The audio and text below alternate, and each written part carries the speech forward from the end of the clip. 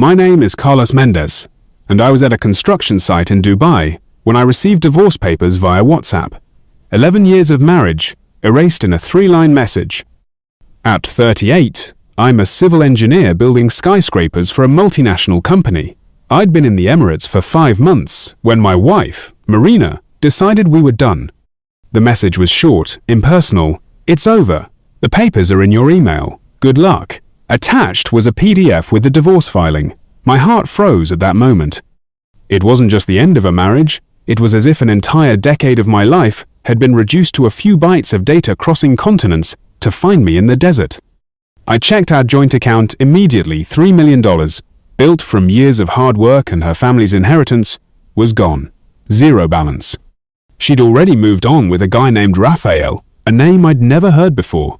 Back at my temporary apartment in Dubai, I read the message 3 times. I closed my phone, took a quick shower, and returned to the site. I didn't tell anyone. That night, I replied with a single word. Understood. No drama, no begging, no threats. That's not me. Diego, my Argentine roommate and fellow engineer, noticed my expression. Everything okay, man? He asked, eyes still on his tablet. Just some issues back home, I replied. He nodded, didn't push. Expat engineers know when to let things go. Truth is, I wasn't shocked. I'd seen signs for months. The stifling heat of Dubai felt more oppressive that night. From my small balcony, I watched the lights of the skyscrapers. I helped design glimmer against the dark sky. Ironically, I spent my days building structures meant to last a century, while my marriage, which I thought was just as solid, crumbled in seconds. Things had changed with Marina, subtly at first. She stopped sending long, affectionate messages, saying she was overwhelmed running her family's financial consulting firm.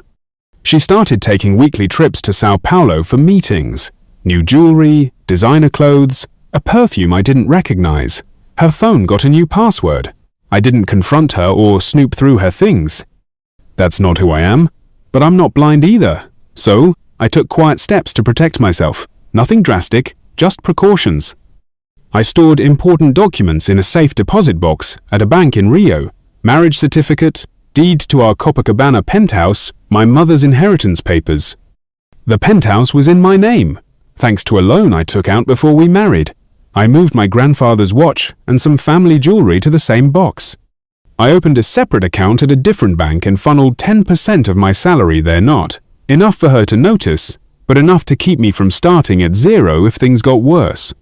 The night before I left for Dubai, Marina hugged me at the airport.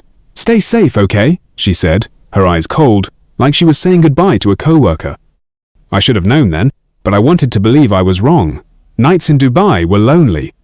I'd scroll through old photos on my phone-year trip to Fernando de Noronha, our 5-year anniversary in Paris, Christmas with my parents before they passed. I tried to pinpoint the moment we lost our connection. Was it when I took the project in Saudi Arabia in 2019? When I refused a desk job in Rio that would have kept me home? Or was it something deeper, a fundamental mismatch that just took time to surface? I met Marina in 2012 at a networking event in Rio. I was a junior engineer. She was fresh out of economics school, running her dad's company. We clicked instantly. Her ambition matched mine. We married in 2014, a lavish ceremony in Buzios. She said she loved my drive, but she never really understood my work. "When are you going to stop traveling the world?" she'd ask. I explained that international projects were my career, not a passing phase. We bought the penthouse in 2015, with a view of Sugarloaf Mountain. My name was on the deed, but I added her as co-owner because that's what couples do, share everything. My parents died young. Dad, heart attack in 2013. Mom, leukemia in 2016. Their modest inheritance helped us pay off debts and invest.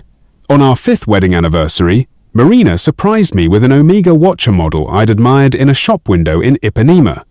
"For the man who's always on time," she teased, kissing my cheek. It was one of the last truly happy moments I remember. I have worked abroad 4 times: Qatar, Singapore, Saudi Arabia, and now Dubai. Each time I came home, Marina seemed more distant, like she was playing a role that no longer fit. "I didn't sign up to be alone half the time," she said once, after I mentioned a new contract. "I got it. I really did. but engineering was where I belonged, solving problems, building things that last. By 2020, the cracks started showing. Marina talked a lot about her friends who'd divorced and found themselves. She got annoyed when I called during her girls' nights. New clothes she never wore at home, weekend trips with people I'd never met. I suggested couples therapy. She laughed it off. "We're fine, Carlos, just a rough patch." On my last trip back to Rio, before the Dubai project, I noticed changes in our home. Marina's office had a new lock. Her closet was full of clothes with tags that cost more than my monthly salary. Our coffee nook on the balcony where we used to share Sunday mornings reading the paper had been turned into a yoga space with an expensive treadmill and equipment I never saw her use. My dad taught me to observe, think, then act. Trust your gut. My gut was screaming trouble. So, I prepared. I installed security cameras in the penthouse with remote access. I asked a lawyer friend, Renato, to review my assets. I didn't confront Marina, but I knew something was coming. 2 weeks after the WhatsApp message, I was at the site cafeteria when my phone buzzed. Bank alert. A $700,000 withdrawal, the last of our joint account.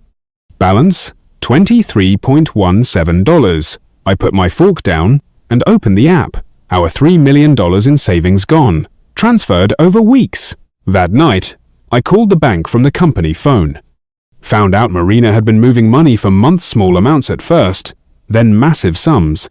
The big transfers started the day after I left for Dubai. I stood in the hallway, listening to colleagues laugh, calling their kids, their wives. Their lives moved on. Mine was falling apart. Diego found me there. "You look like you saw a ghost, amigo," he said. I told him everything. The divorce, the drained account, the new boyfriend. Diego didn't give me the usual, "that sucks," or "you'll find someone better." He just asked, "What's your plan?" "Not sure yet," I said. He nodded. "Let me know if you need me." That was the first time I felt something beyond shock, a spark of determination. Diego didn't offer pity, but a way forward, a plan. Something to hold on to when everything else was collapsing.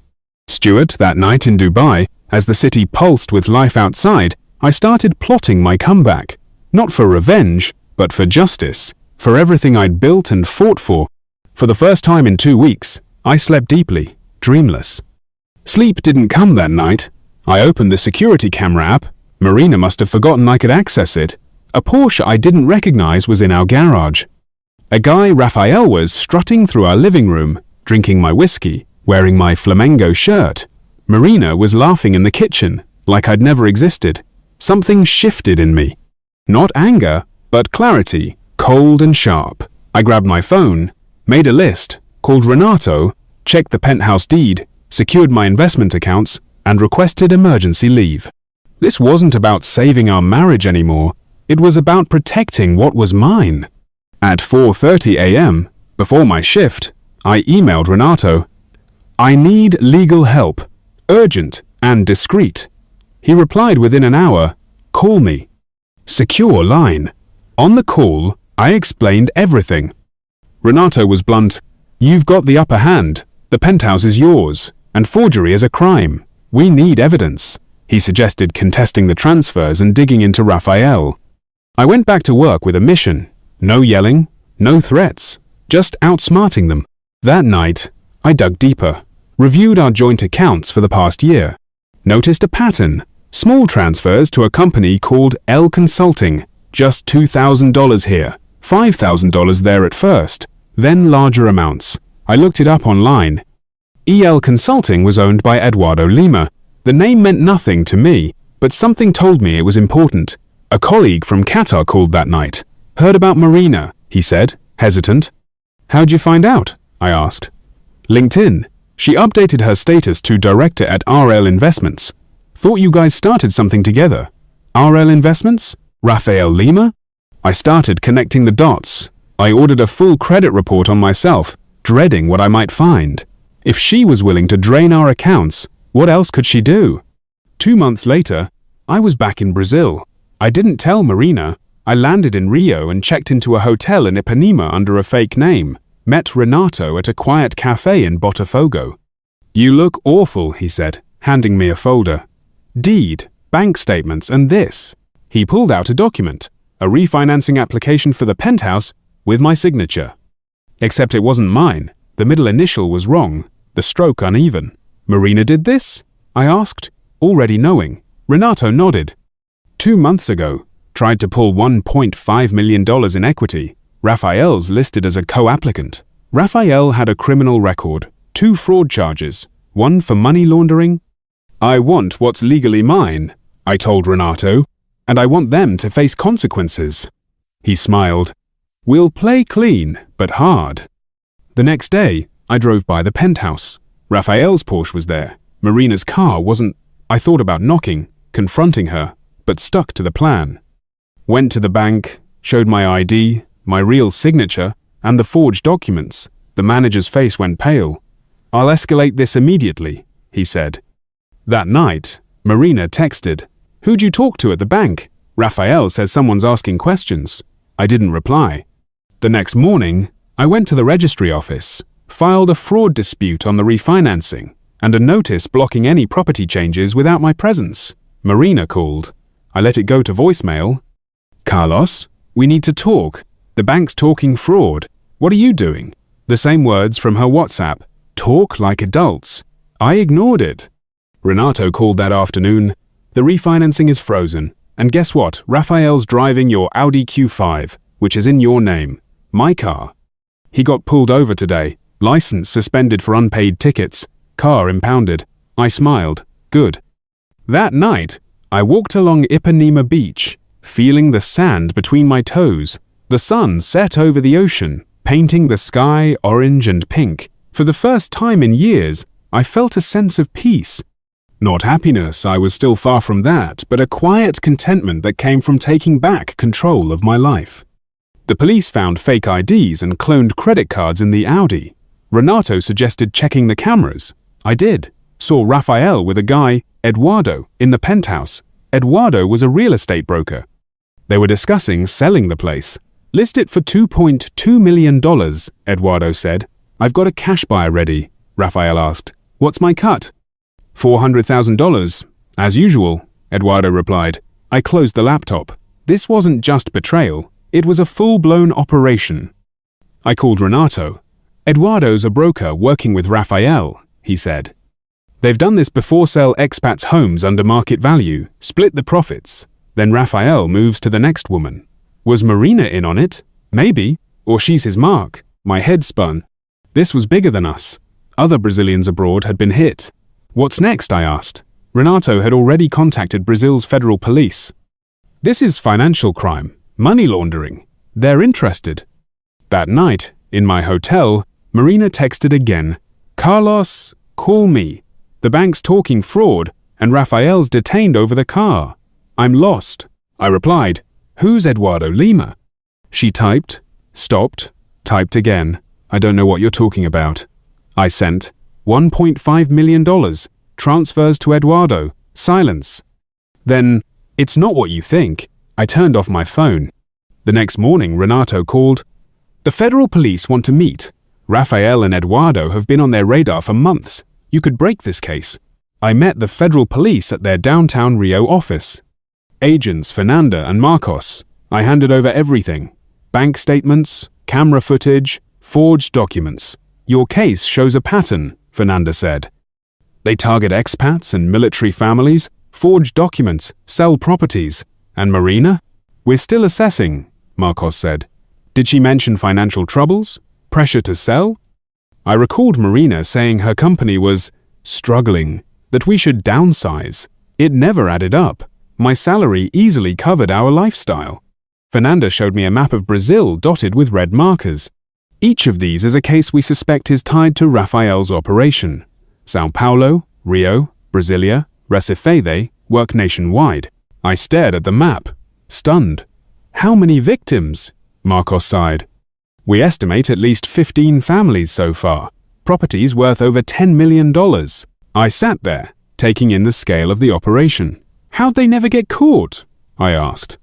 Fernanda shook her head. They're smart. Pick victims who are out of the country. By the time the victim figures it out, the money's been moved through so many accounts, it's nearly impossible to trace. You're the first who acted fast enough to catch them in the act. Being part of something bigger than my own drama gave me a new purpose. Marina had betrayed me, yes, but there were others who needed justice. People who, unlike me, might not have been lucky enough to catch on in time. That night, I drove to Copacabana, parked 2 blocks from the penthouse. Raphael's Porsche was back. Marina stepped out, driving toward Leblon. I didn't follow, checked the cameras instead. Raphael and Eduardo in the living room, taking photos. Listed by Friday, Eduardo said. Buyers ready. $2 million. Raphael laughed. And the husband? Marina says he's causing trouble. Eduardo shrugged. Expats are all the same. They make noise, then fade. He'll take a settlement. I recorded everything, sent the footage to Fernanda. Happening now. 30 minutes later, federal agents raided the penthouse. From a distance, I saw Raphael and Eduardo led out in handcuffs.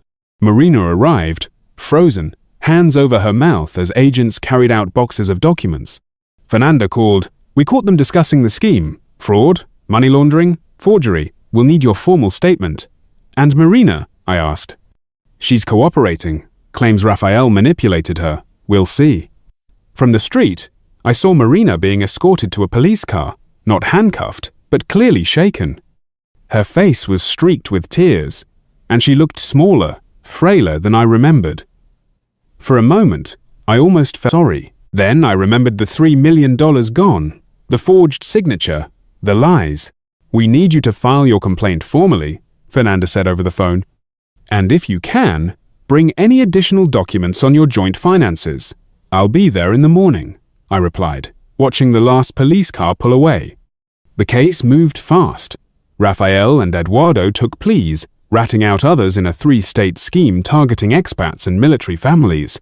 Marina swore she didn't know the full extent. Raphael convinced her I was hiding money, that the refinancing was to save her company. Maybe true, maybe not. She took a deal. Return $2.5 million, relinquish any claim to the penthouse or my inheritance, and sign a confession for the forgery. I didn't press charges. The divorce was finalized 7 months after WhatsApp. No fault, clean split. Fernanda called the day the papers were signed. Raphael got 10 years. Eduardo, 14. We found 17 other victims. Your case broke this wide open. Relief hit Meno for Marina, but for those other families. I sat on the hotel balcony, watching the ocean, thinking of the Brazilians who came home to nothing. I hadn't planned to take down a criminal ring. I just wanted what was mine. Sometimes, fate has bigger plans. In the months that followed, my story leaked to the press. Expat engineer takes down real estate fraud ring, one headline read. I got messages from other expats, thanking me for shining a light on the scheme.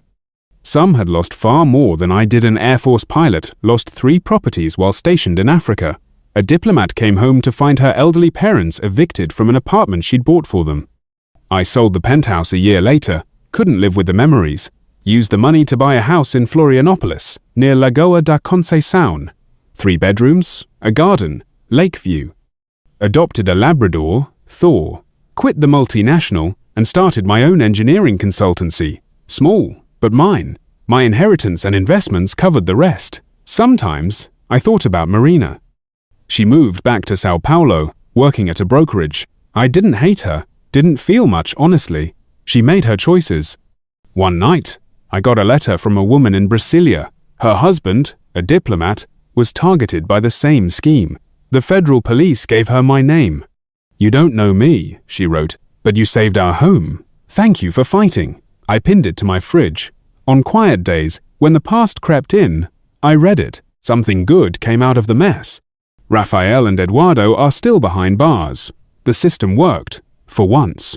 As for me, I'm moving forward, building something new, something no one can steal.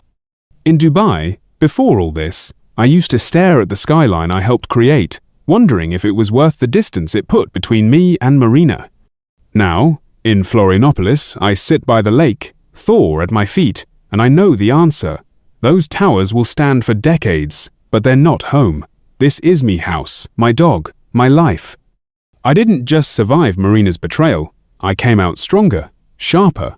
The scars are there, sure, but they're proof I kept going. Sometimes, I think about the other families, the ones who lost everything to Raphael's crew. I wonder how they're rebuilding, if they've found peace like I have. My role in stopping this scheme wasn't planned, but it's the part I'm proudest of. Not the money, not the house, just knowing I helped someone take back what was theirs. That's what keeps me grounded, what makes the silence bearable. Marina texted me once, months after the divorce. "I never wanted it to end like this," she wrote. I stared at the message, thumb hovering over the keyboard. Then, I deleted it. There was nothing left to say. The past is just that past. I've got Thor, my consultancy, a lake that glows at dawn. I've got a life that's mine, built on my terms, and no one can take that away. The federal police sent an update last month. They're still chasing leads on the case, tracking down smaller players in Raphael's network. Asked if I'd testify again, if needed. I said yes. Not for revenge, but because it's right. Because somewhere out there, another expat might be checking their phone, watching their world collapse in a text message. If that happens, I want them to know they don't have to fight alone. Last week, I got an invitation to speak at a conference on financial security for expats. I hesitated at first. I'm not great with crowds. But then I thought about everything that happened, the lessons I learned the hard way. I accepted the invitation. From my new home's balcony, I watched the sun rise over Lagoa de Concheição every morning.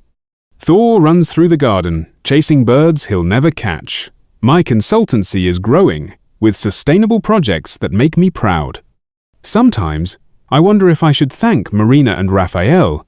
Without them, I'd still be crossing oceans, building other people's dreams, living a life that wasn't fully mine. Yesterday, I met someone, a marine biology professor at the local university. We were walking on the beach when she asked about my past. I told her, no drama, no bitterness. She took my hand and said, "Sometimes we lose everything to find what really matters." Maybe she was right. I'm not the man who got that WhatsApp in Dubai anymore. I'm stronger, wiser, more at peace. Marina's betrayal didn't define me. My response to it did. And that, maybe, is the biggest win of all.